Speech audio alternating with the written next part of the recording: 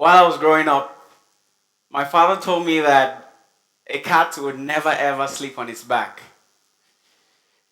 I believed it for a very long time until very recently, about 2 weeks ago, while I was in Aswan, Egypt, I saw a cat chilling like this. You see, uh, a few years ago, I met a young lady and then I made acquaintance with her. And then after a few days of conversation, she introduced me to a fiance. It was an albino. And I was shocked. And I asked, of all the men in the world, why would you choose to get married to this one? And then after that, I called myself back to order. And then I said, why not? And I realized that my initial thoughts have been triggered by myths and stereotypes that I grew up with.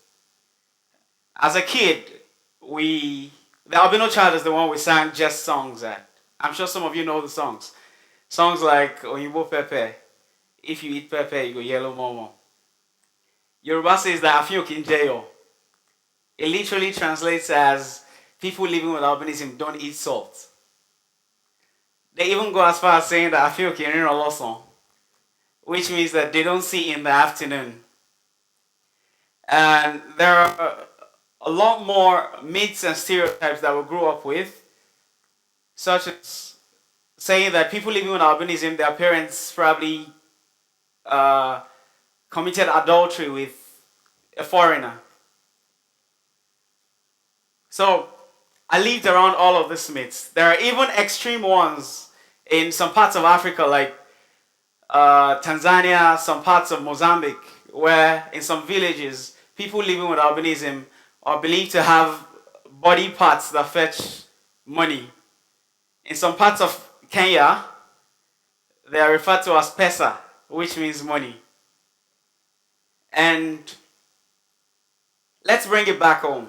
I read in a publication, a Nigerian publication, a while ago, about a village in Ondo State called Ibuleshoro, where people living with albinism are not welcome at all. So it happens that they believe in the river goddess called Joro, who, anytime someone living with albinism comes into the city, would flood the city, or the village rather. And people will be disturbed until the person living with albinism is killed. So I thought to myself, these are stereotypes, things that we lived with from childhood. It is engraved in our memories, and whether we like it or not, sometimes we just act impulsively based on all of these things. So I decided I was not going to join the bandwagon of people that are just going to judge and take a back seat and just believe in stereotypes and go ahead and judge people based on that. So I decided that I was going to intentionally become friends with some people living with albinism. Then I started the search.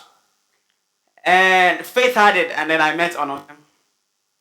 Onome introduced me to, after I told Onome my thoughts, Onome found it interesting, and then she introduced me to other friends of hers, people living with albinism also. And before I knew it, I was in this community of people living with albinism. I was introduced to the Albino Foundation Lagos chapter, headed by Mrs. Omolola Josephine, a nurse in, right there, the last woman on the right, a nurse in the Lagos University Teaching Hospital. And then right there I would sit and then hear these people talk firsthand the issues that they face in society.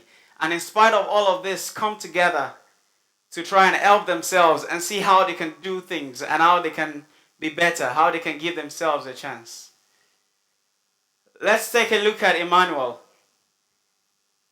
Emmanuel's mother, like every other woman, is excited about the possibility of bringing another life to the world. Until the day of delivery, and she gives birth to Emmanuel. The day of delivery, which happens to be Christmas Day. And then she got a Christmas surprise by giving birth to Emmanuel. And then she wonders why. Why would I give birth to a white child? She's black, her husband is black. And after some education and after sensitization, she realized that she had given birth to a normal child, a child as normal as every other child. Emmanuel would laugh, Emmanuel could cry, Emmanuel could do everything, basically everything that any other child can do. So people ask, why do people give birth to albinism? Now, people living with albinism. Albinism is a genetic condition characterized by the lack of melanin in the human skin. And then two people have to have this gene in the system for them to be able to give birth to someone living with albinism. And this gene is so recessive that it can go for generations without showing up, and all of a sudden, at one birth, you have an albino child. So I have a question. Could it be possible that any of us here has the possibility of giving birth to an albino child?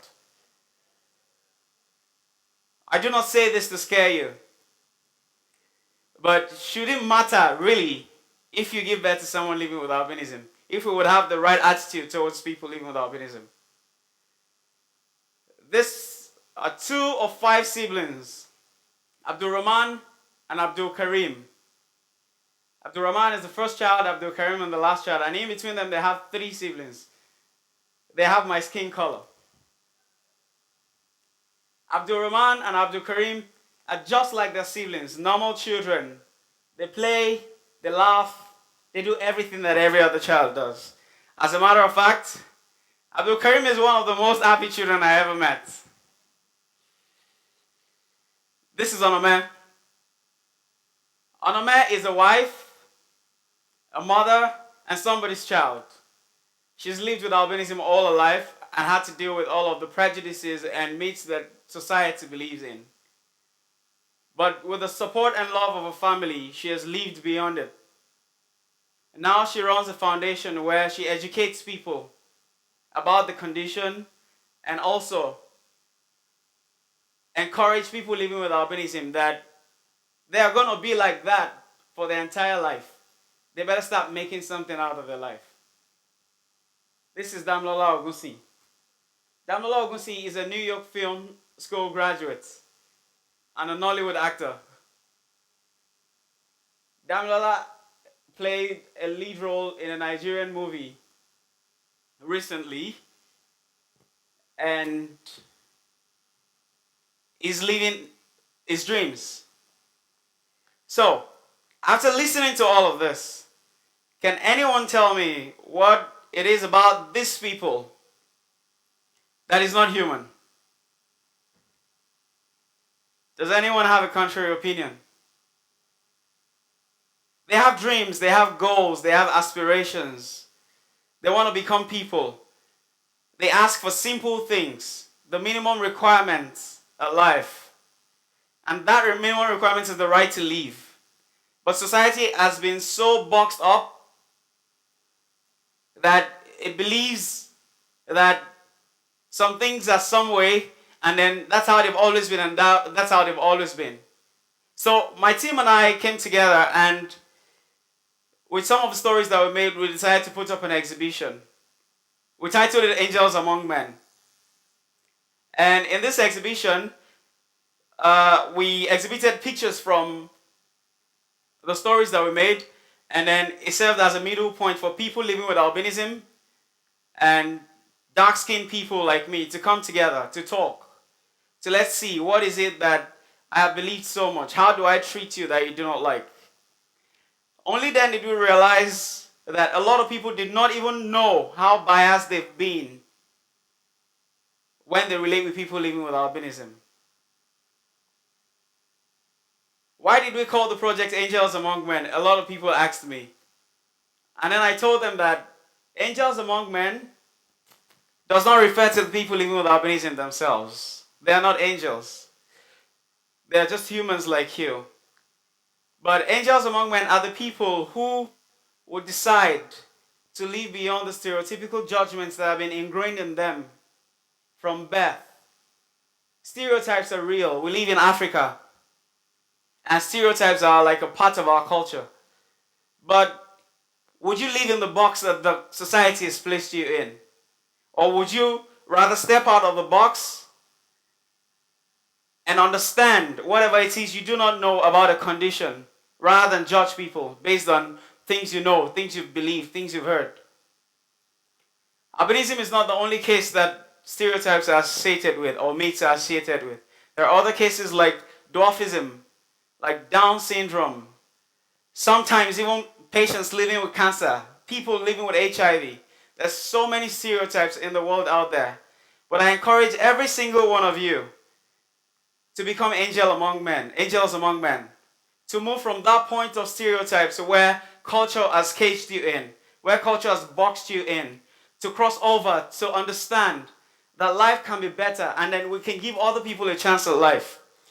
Because the minimum requirement that everyone desires and everyone wants is the right to life, the right to live. Can you imagine how many myths and stereotypes that you have believed in all your life? All your life, your entire life, that deprive people of basic needs, such as the right to life.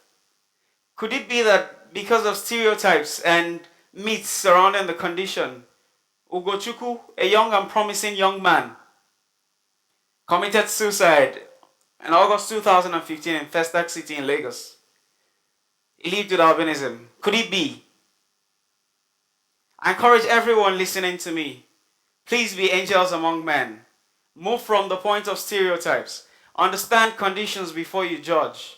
And together I believe we can make the world a better place. Be an angel among men. Thank you.